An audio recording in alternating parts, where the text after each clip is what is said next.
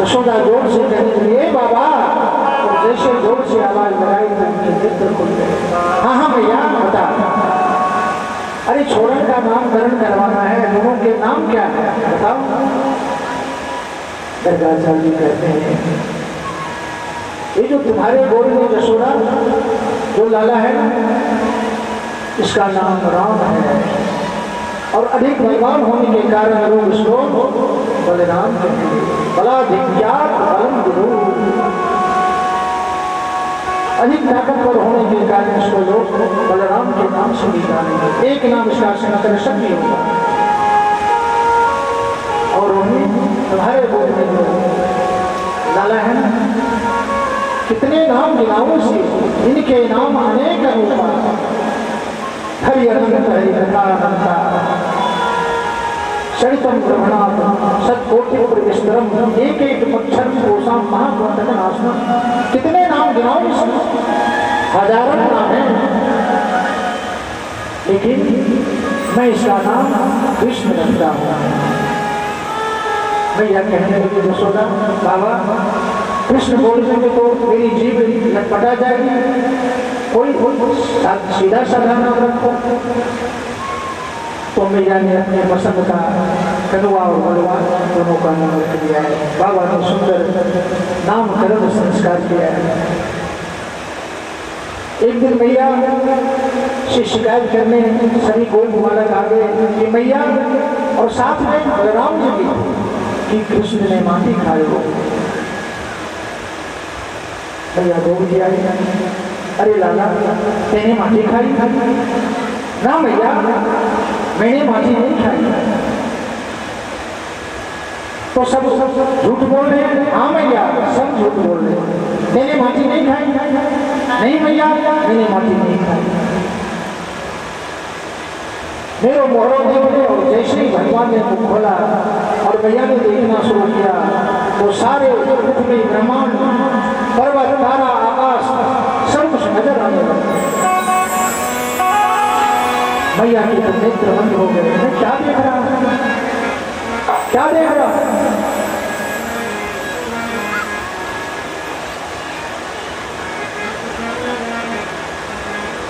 कृष्ण से कहने लगी, भैया लाला ये तेरे मोहरों में क्या है?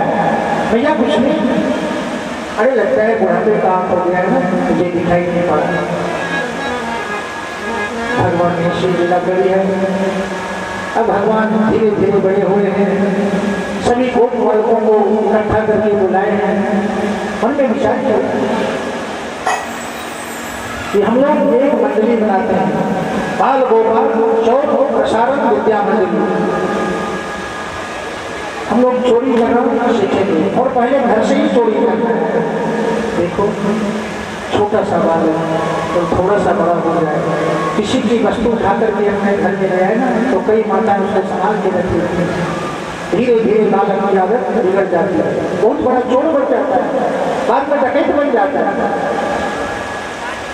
क्योंकि यदि माता पिता उसकी सहायता करेंगे ना, तो धीरे धीरे वो तो गलत हो जाएगा। चोर प्रसारण मंडली तैयार करी है, जिसको कि माखन चोरी करते हैं। भगवान ने माखन चोरी लीला भी तो की। अब गोपियों के घर में जाकर के भगवान माखन चुराते हैं। गोपियां यशोदा से उलाहना देने जाती है, भैया आज तेरो लाला ने तो गजब कर दियो भैया। मटकी उतार कर माखन खायो सो खायो, और बंदर को भी खूब उठायो, और मटकी भी फोड़ दियो। बड़े नटखट है तेरा लाला भैया।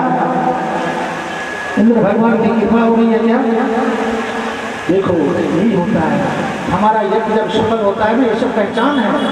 कितनी गर्मी थी, और मैं सवेरे ही कहा कि आज गोवर्धन पूजा है, आज वर्षा जरूर होगा। ये सब पहचान है हमारा यज्ञ सफल होने का। इंद्र भगवान प्रसन्न हो रहे हैं।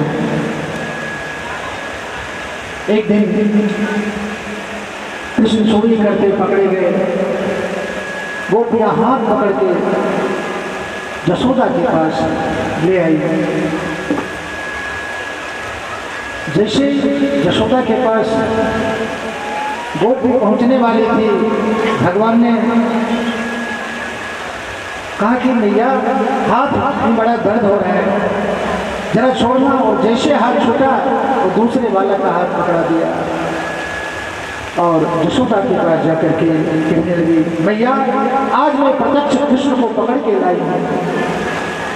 और मैया ने देखा कि तो कृष्ण नहीं, कृष्ण तो घर के अंदर बैठे हुए हैं।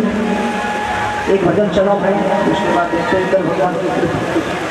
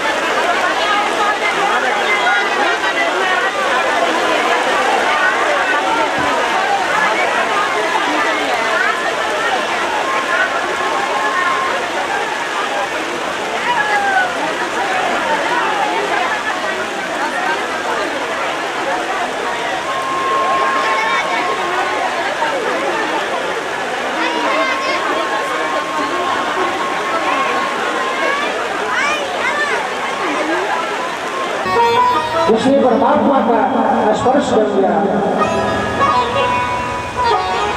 उसे तो सुगंधी कुछ समय के बाद मथुरा और गोकुल का रास्ता साफ हुआ। कंस को जैसे ही पता चला, तृणावर्त का नाम का राक्षस को भेजा गया। भवंतर का रूप बना करके वो देखते हुए न गर्मियों के दिनों में जो गोबर कर चलती हैं भूल के साथ, उसका रूप बना करके पहुंच गया। लाला को अपने गोद को उठा करके आकाश मार्ग की ओर मुड़ पड़ा है। गोविंद तो चले गए उसके साथ में, और धीरे धीरे आकाश में इतना वजन बढ़ाया। तृणावर्त मन में विचार करने लगा, कहीं में नंद के आंगन का पत्थर तो नहीं उठाता, छोटा सा वाला और इतना वजन। और गोविंद ऊपर से देख रहे हैं, यह है ललिता का घर, यह है विशाखा का घर, सबके घरों को निहार रहे हैं। और इतना वजन बढ़ाया कि उसके तृणावर्त ने कहा,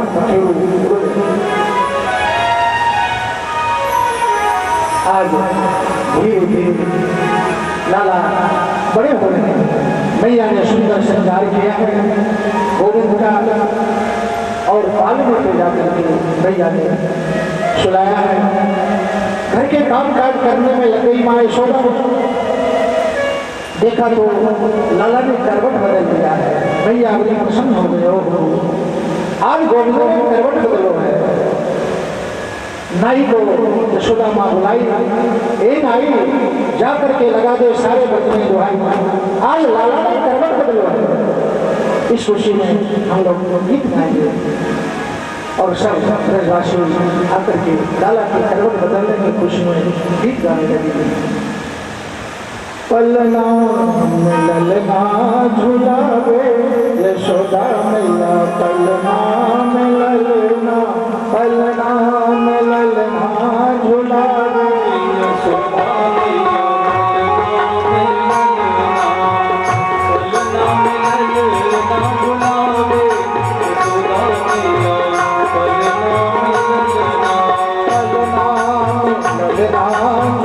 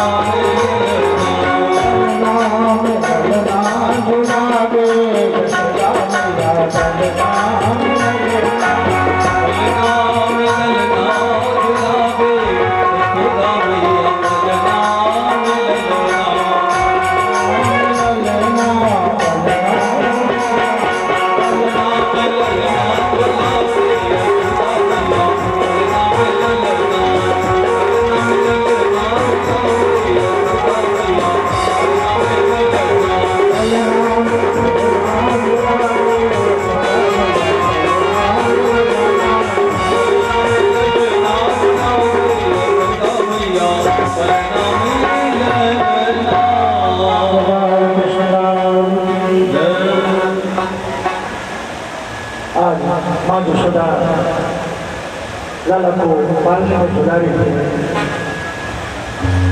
जैसे ही सब ब्रजवासी आंगन में गीत हो रहा है और लाला को शकट के ऊपर भैया ने श्रृंगार करके सुला दिया है, नीचे पालना लगा दिया है।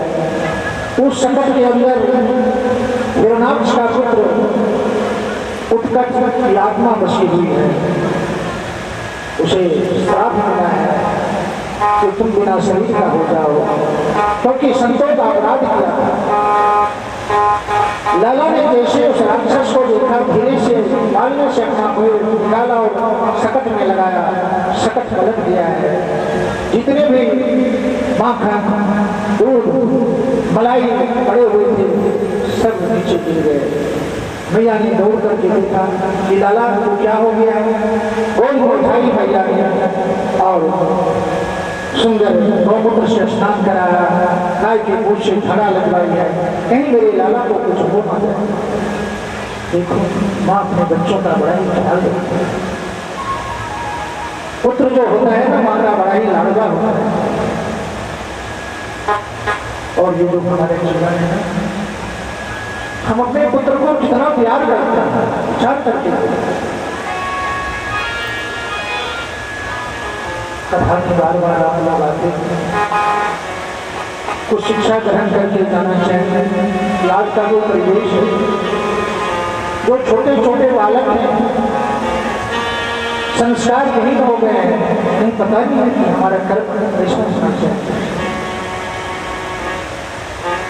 यदि हम धर्म के रास्ते पे चलते हैं तो परमात्मा हर जगह हमारे साथ होता है।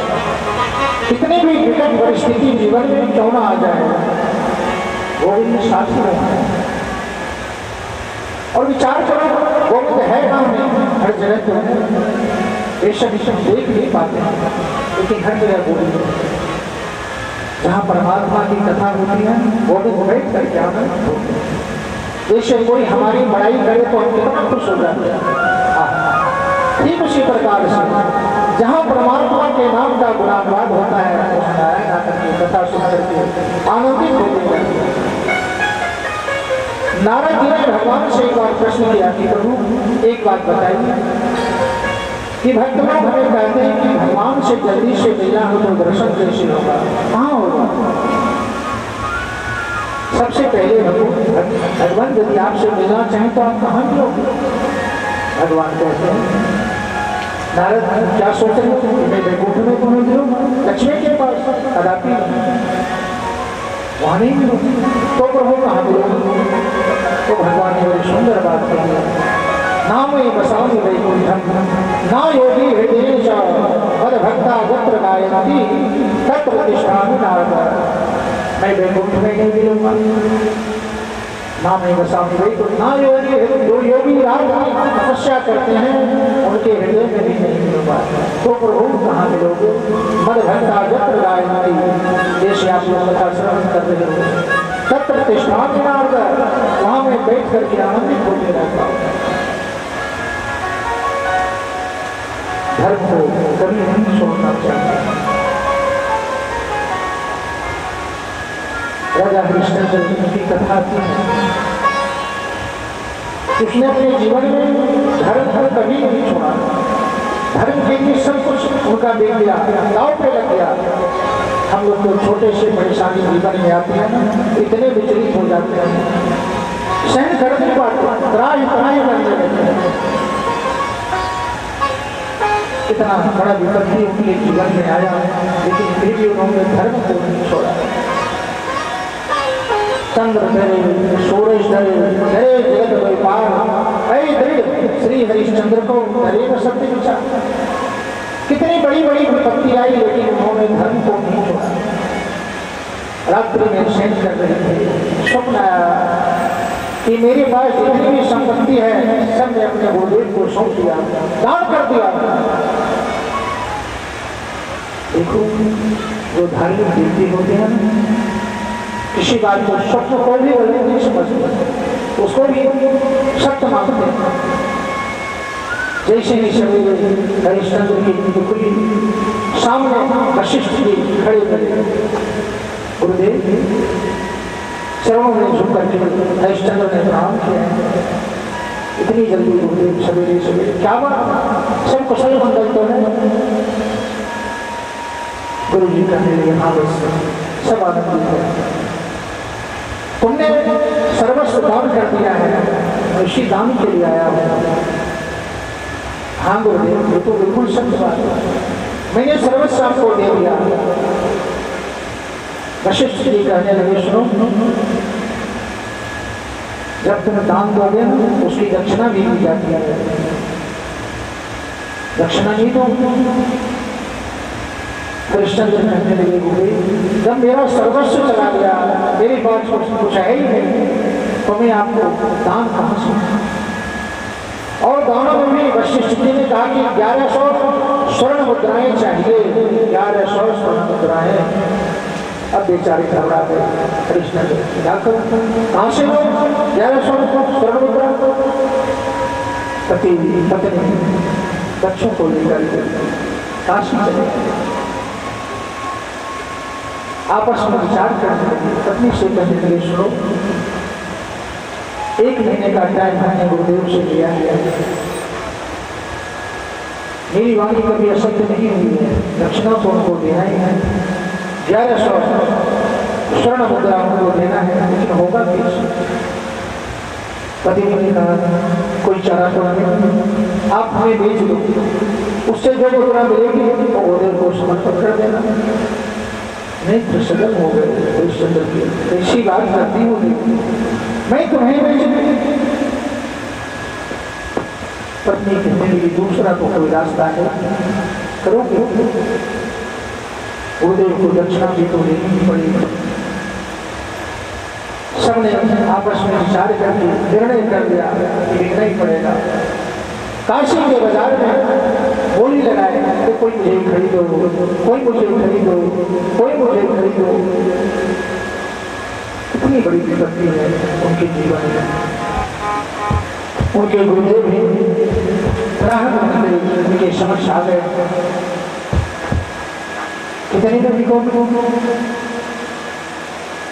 पहले पत्नी का दाम लगाया, पत्नी को कितने में बेचना है, क्योंकि मुझे उतार करने वाली चाहिए, इसलिए मैं तुम्हारी पत्नी को खरीद सकता हूँ। हरिश्चंद्र ने कहा कि 1100 स्वर्ण मुद्राएं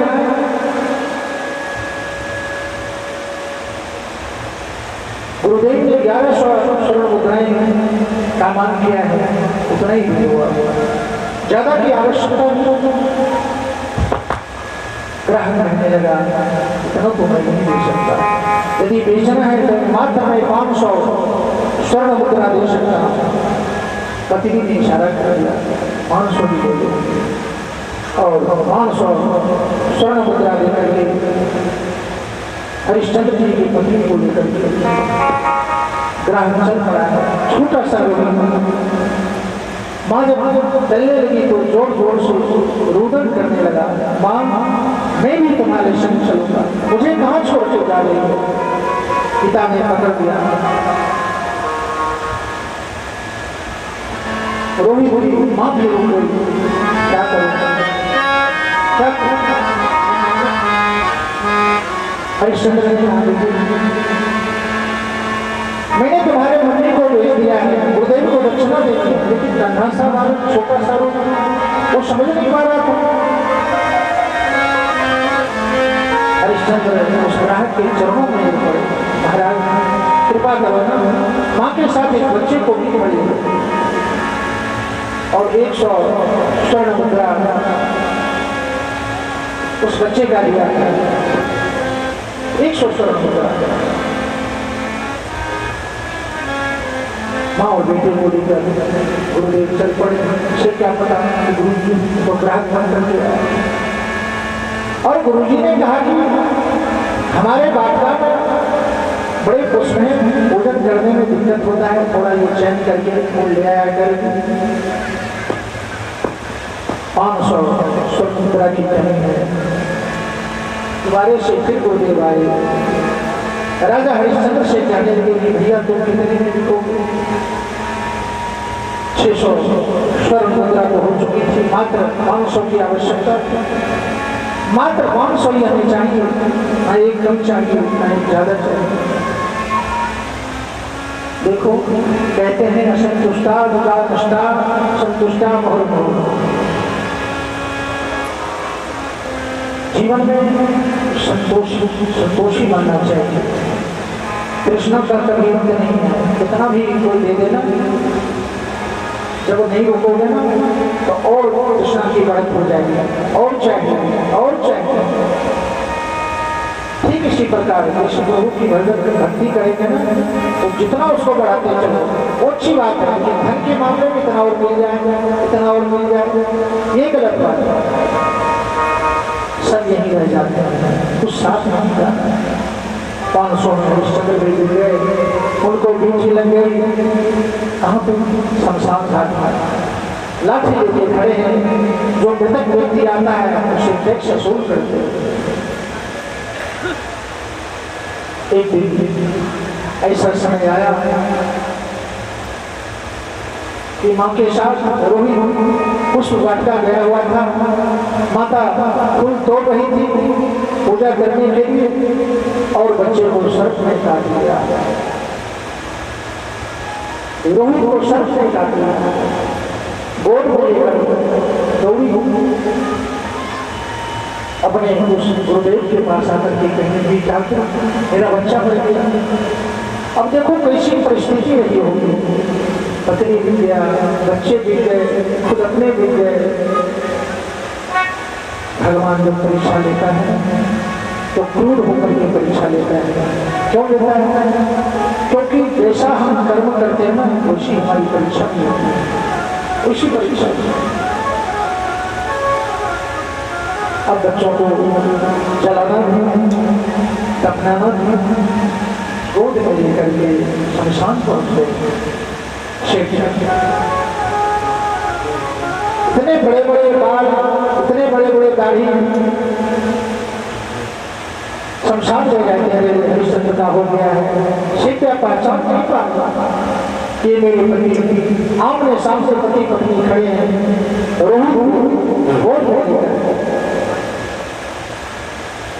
नेत्र सजल आंसू बहे। विचार का क्या परिस्थिति रही होगी। जैसे हरिश्चंद्र से कहने लगी कि सुनो मेरा बालक मर गया है, इसको दफन करना है।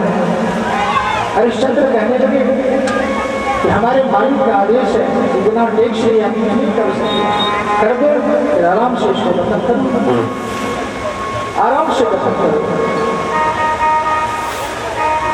और जैसे शिल्या की आवाज हरिश्चंद्र ने सुनी और शिल्या ने हरिश्चंद्र की आवाज सुनी, समझ गए। हरिश्चंद्र के नेत्र सजल हो गए। कहने लगे वाह परीक्षा भी लेता है तो उस तरह से कि आदमी सहन नहीं कर पाएगा, सहन नहीं कर पाएगा। रोहित की मां कहने लगी यदि आप कर दिए बिना इसको दफन नहीं कर सकते तो मात्र मेरा शरीर बचा गया, मेरा सर काट करके पूरा कर दो। और जैसे ही हरिश्चंद्र ने तलवार निकाल कर सर काटना चाहा तो भगवान प्रकट हो गए प्रभु और कहने लगे राजन मैं तुम्हारी परीक्षा से संतुष्ट हूँ और सब कुछ ठीक हो गया। कहने का मतलब है कि जीवन में जब भी विपत्ति आए तो हमें गोविंद के चरणों का आश्रय लेना है, उन्हीं को याद करना है। हम लोग परिवार में पड़ोसी के पास चले जाते हैं। रहीम कवि कहते हैं रहीमन निजमन की कथा मन ही राखो गो सुनियत रही है लोग सब हाथ में लेने को और उसी को बताओगे ना हाँ हमारा गलत हुआ तुम्हारे साथ, ऐसा नहीं होना चाहिए। और जैसे वहां से निकल के अपने घर गए तो 4 सैनिक को बोला गया ठीक हो रहा है, ठीक हो रहा है उसे संसार इसी को कहते हैं संसार। बोल कृष्ण लाल की जय।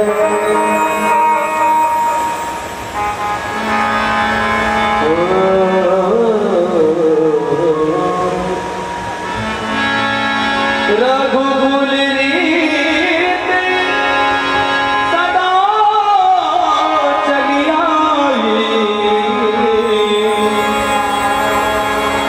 प्राण जाए पर वचन न जाए,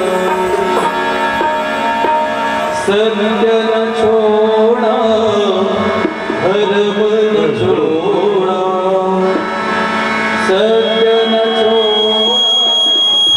धर्म न छोड़ा, राज पाट सब छोड़ दिया,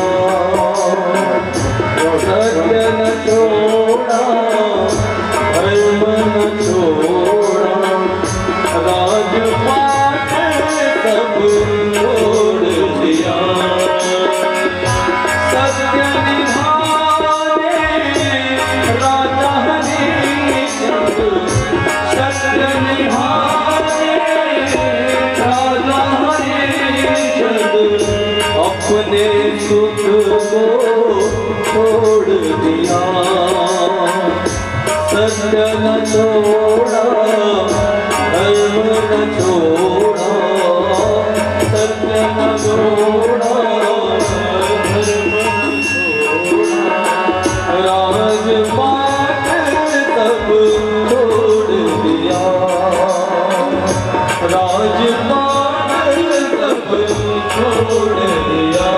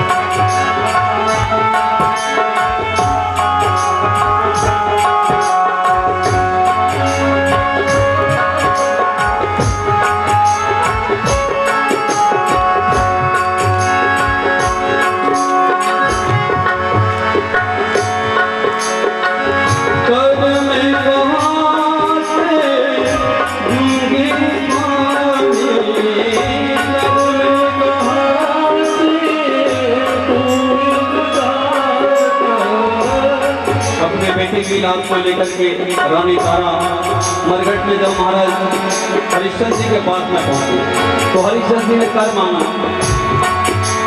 धर्म की स्थिति देखिए, पहचान भी रही कि पत्नी और बेटे का संस्कार करने के लिए, लेकिन धर्म के पीछे नहीं हटे। ये होता है धर्म। रानी कहती है महाराज मेरे पास तो कर देने के लिए भी कुछ नहीं है, मैं क्या दूं? राजा हरिश्चंद्र कहने लगे रानी मैं बिना कर के अंतिम संस्कार नहीं करने दूंगा, ये मेरा धर्म है। क्योंकि धर्म के लिए उन्होंने क्या नहीं किया, अपने आप को पेश किया, राजपाट सब दाव पे लगा दिया। रानी कहने लगी महाराज अपन का कोई और नहीं, अपन का कोई और नहीं,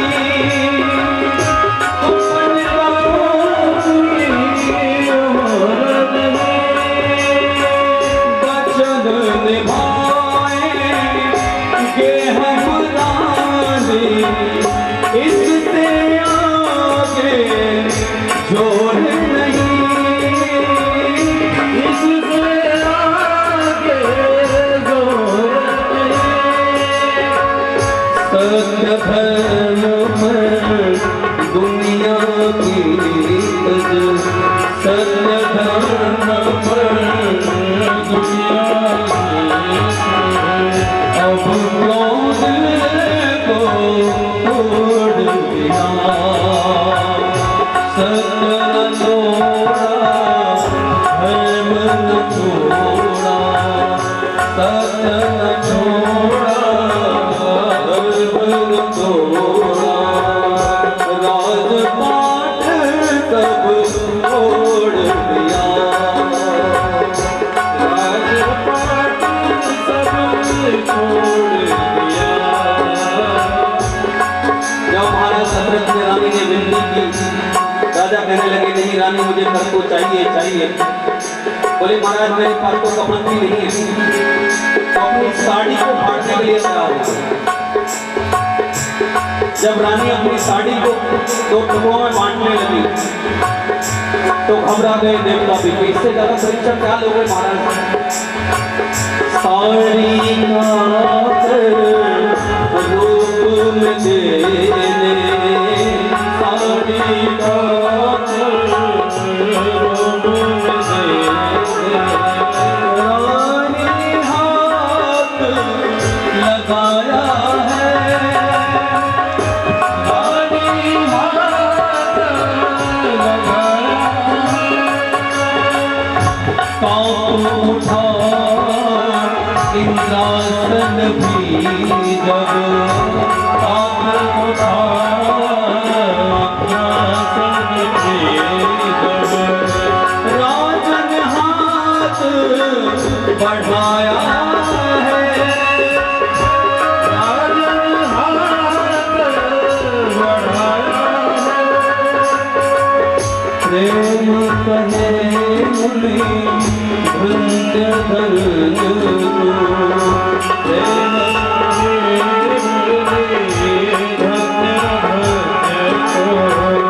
सत्य से नाता जोड़ दिया, धर्म न छोड़ा प्रेम न छोड़ा, राजपाट सब छोड़ दिया, सत्य न छोड़ा धर्म न छोड़ा, राजपाट सब छोड़ दिया, राजपाट सब छोड़ दिया, राजपाट सब, राजपाट सब, राजपाट सब छोड़ दिया।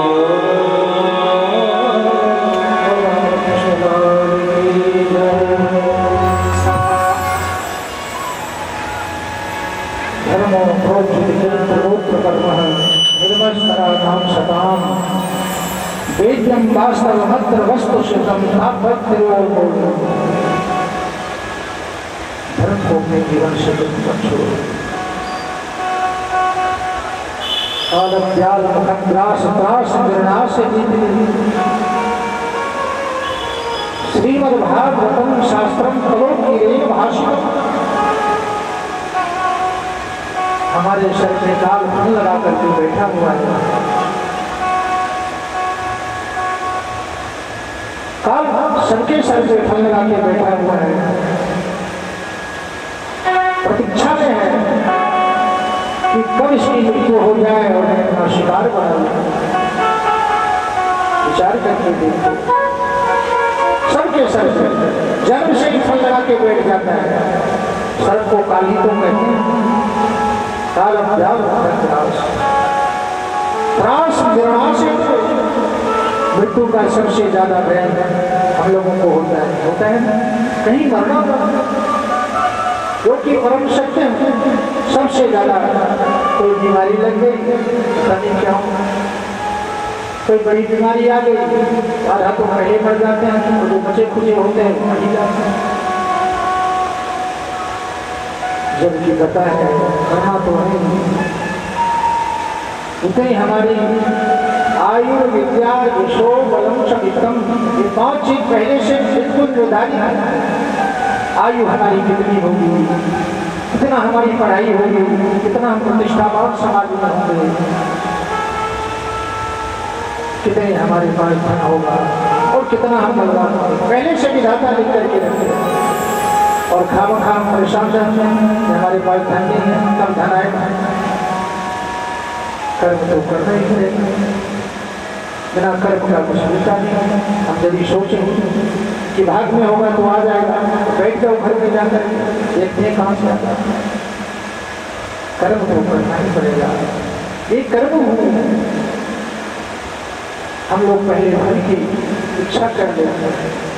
कर्मण्येवाद कारस्ते मां पुरुषो कदाचार, धर्म का कार्य करते रहो और वो कहीं जाने वाला नहीं है, उसका फल अवश्य मिलेगा और बड़ा मीठा मिलेगा, बड़ा मीठा मिलेगा। आज बसदेव जी गर्गाचार्य जी को बोलते हैं, कहते हैं कि आप नंद बाबा के यहाँ जाओ। दोनों छोड़ा बड़ा हो गया होगा, कृष्ण और बलराम, दोनों का नाम धर्म संस्कार करते हैं।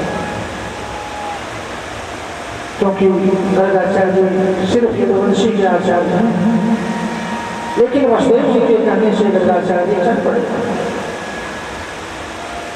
जैसे पहुंचे नंद बाबा ने बड़ा भव्य स्वागत किया है, आइए महाराज, बड़ा सुंदर आपका पदार्पण हुआ है। गर्गाचार्य कहने लगा, एक बात बताओ, हमने सुना है कि दो छोड़ा हुआ है, तो नामकरण क्या नाम है उसका? नंद बाबा कहने लगे, अरे मैं तो भूल ही गया उसका नामकरण कराना, और विशेष समय में आप आ ही गए हो, तो मैं चाहता हूँ कि बस दोनों छोड़ों का नामकरण आप ही कर दो। गर्गाचार्य कहने लगे, देखो हम सिर्फ यदुवंशी के आचार्य हैं, और यदि हमारे द्वारा नामकरण करवाना है तो मुक्त ऋषि को पता तक नहीं चले। हाँ महाराज, बिल्कुल ऋषि को पता नहीं। दौड़ करके कहने लगे, नहीं जशोदा सुनती हो, प्रकांड विद्वान हमारे घर में गर्गाचार्य आए। अब रोहिणी कहने लगी, बहना नाम तो गर्गाचार्य का मैंने भी बड़ा सुना है। यशोदा कहने लगी, हाँ हाँ चलो ना, हम दोनों बहन मिलकर के इनकी परीक्षा लेंगे। रोहिणी कहने लगी, परीक्षा लेंगे हम लोग? हाँ हाँ क्यों नहीं, लेकिन कैसे? यशोदा कहती है कि तुम्हारे छोड़ा को मैं ले लूँ और तुम मेरे छोड़ा को ले लो।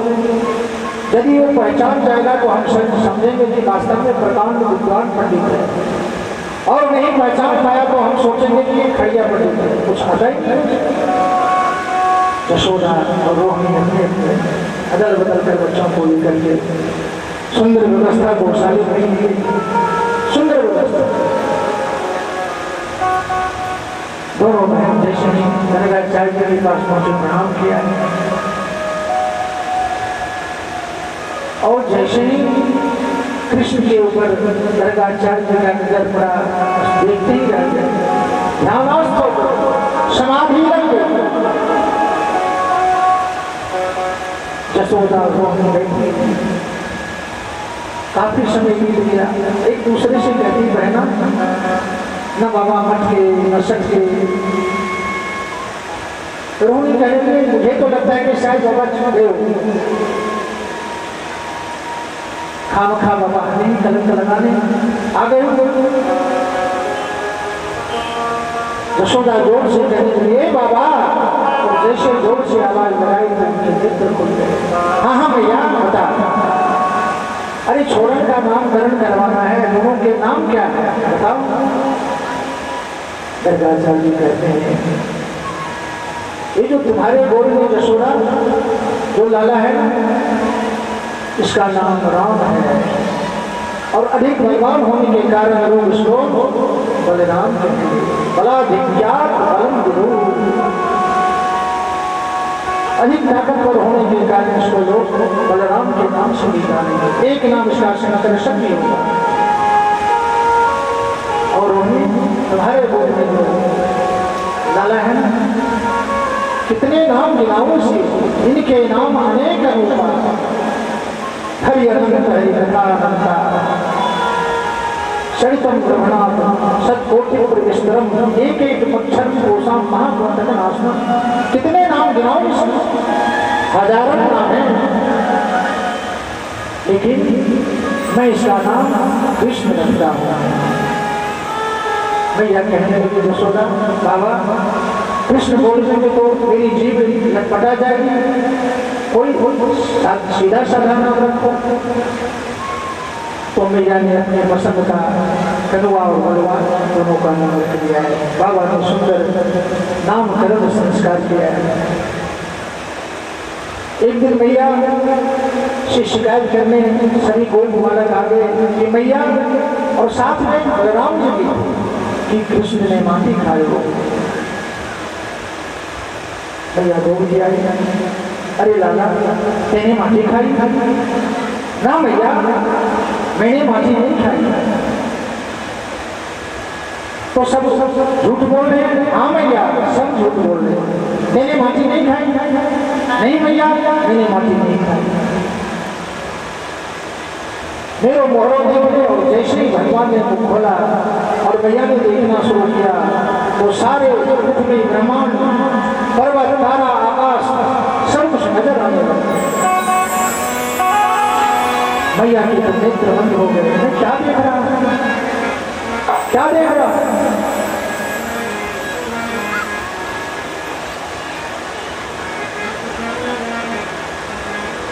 कृष्ण से कहने लगी लाला ये तेरे मोहरों में क्या है? भैया कुछ नहीं। अरे लगता है बुढ़ापे का आंख हो गया है ना, मुझे दिखाई नहीं पड़ा। भगवान ने श्री लीला करी है। अब भगवान धीरे धीरे बड़े हुए हैं, सभी गोप बालकों को इकट्ठा करके बुलाए हैं। मन में विचार किया कि हम लोग एक मंडली बनाते हैं, बाल गोपाल चौथ प्रसारण विद्या मंडली। हम लोग चोरी करना सीखेंगे और पहले घर से ही चोरी करना है। देखो छोटा सा बाल तो थोड़ा सा बड़ा हो जाए, किसी की वस्तु उठा करके अपने घर में ले आए ना तो कई माताएं उसको संभाल के रखती है। धीरे धीरे बालक की आदत बिगड़ जाती है, बहुत बड़ा चोर बन जाता है, बाद में डकैत बन जाता है। क्योंकि यदि माता पिता उसकी सहायता करेंगे ना तो धीरे धीरे वो तो गलत हो जाएगा। चोर प्रसारण मंडली तैयार करनी है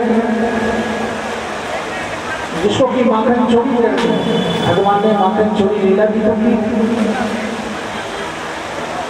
अब गोपियों के घर में जाकर के भगवान माखन चुराते हैं।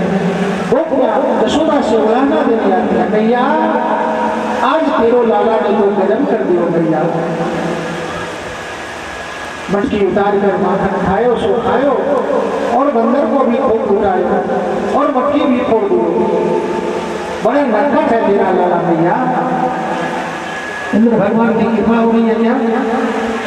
देखो यही होता है, हमारा यज्ञ जब सफल होता है ना, ये सब पहचान है। कितनी गर्मी थी, और मैं सवेरे ही कहा कि आज गोवर्धन पूजा है, आज वर्षा जरूर होगा। ये सब पहचान है हमारा यज्ञ सफल होने का। इंद्र भगवान प्रसन्न हो रहे हैं।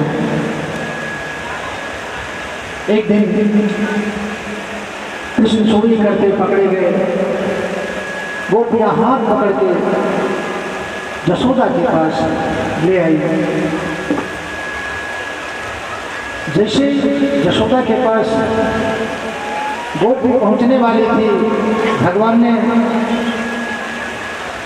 कहा कि मैया हाथ में बड़ा दर्द हो रहा है, जरा छोड़ना। और जैसे हाथ छूटा तो दूसरे वाला का हाथ पकड़ा दिया और यशोदा के पास जाकर के कहने लगी, मैया आज मैं प्रत्यक्ष कृष्ण को पकड़ के लाई हूँ। और मैया ने देखा कि तो कृष्ण नहीं, कृष्ण तो घर के अंदर बैठे हुए हैं। एक भजन चलाओ भाई, उसके बाद देखते हैं इधर भगवान की कृपा।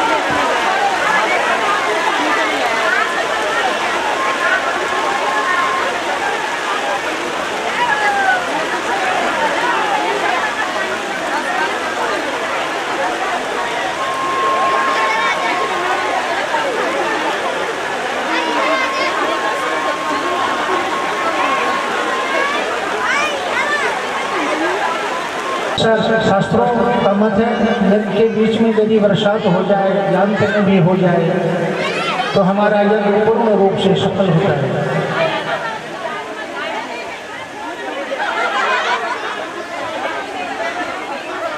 संजय जी एक बार मंच में आए, प्रधान जी।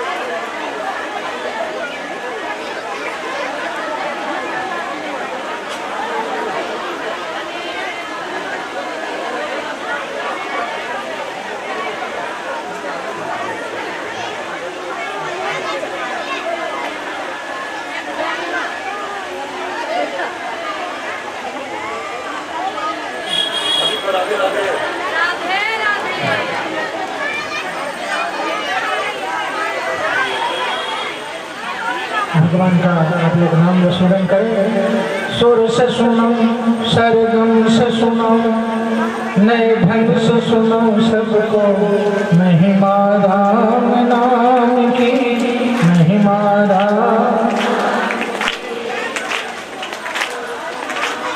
सुर से सुनो, सरगम से सुनो, नए ढंग से सुनो सबको, महिमा राम नाम की, महिमा राम नाम की।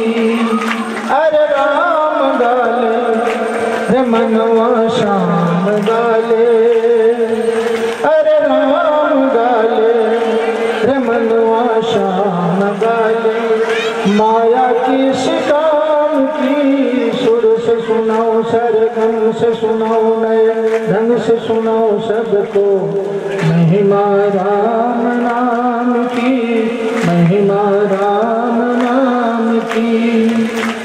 द्रौपदी सुधा प्यारी पुकारे आओ बनवारी, द्रौपदी सुधा प्यारी पुकारे आओ बनवारी, दुराचारी अत्याचारी खिंचत है मेरो सारी। दुराचारी अत्याचारी खिंचत है मेरो सारी।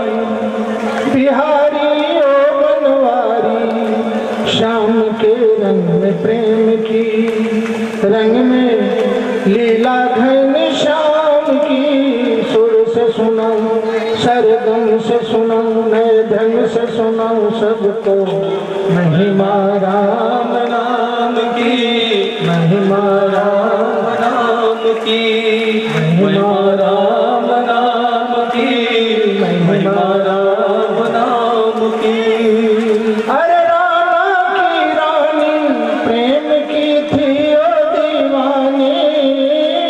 राणा की रानी प्रेम की थी ओ दीवानी। चाल कुछ ऐसी उठानी गवा दी सारी जवानी। दीवानी ओ मस्तानी श्याम के रंग में प्रेम की, रंग में लीला घन श्याम की। सुर से सुनाओ सरगम से सुनाओ नए ढंग से सुनाओ सबको महिमा राम नाम की। महिमा राम नाम। महिमा राम नाम की। महिमा राम नाम की। सुन मेरे तन पे पानी जिंदगानी का डर मन मानी। न कोई साथ जाएगा खाली हाथ जाएगा। कोई साथ जाएगा खाली हाथ जाएगा। बोल बाकी बिहार लाल की।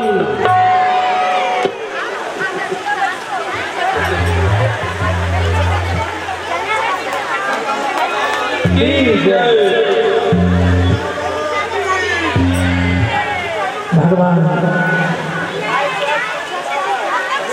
आज बड़े अच्छे लग रहे घुटमन घुटमन प्रभु पैजनिया पहन के धीरे धीरे चलना भी लागन की है। एक दिन तो गोविंद ने गौशाले में अपने मन से जाकर के इतना गोबर अपने शरीर में पोत लिया। मैया दौड़ करके आए, कहने लगे अरे तो बिल्कुल गोबर गणेश ईश्वर भगवान की लीला है, ये गोविंद की लीला है।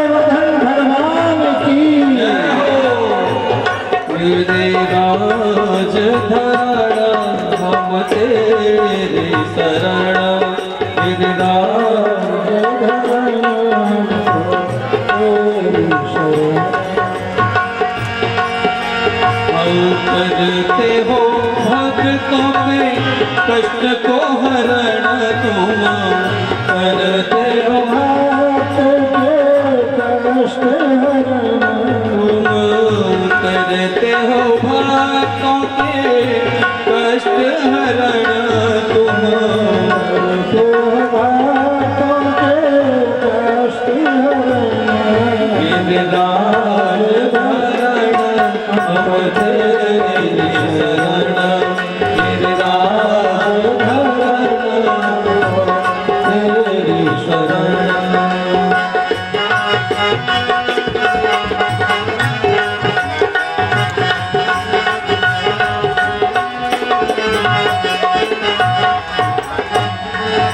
और श्रद्धा और भक्ति से जो परिक्रमा लगावे, श्रद्धा और भक्ति से जो परिक्रमा लगावे, तेरी कृपा से प्राणी मनवांछित फल पावे, तेरी कृपा से स्वामी मनवांछित फल पावे।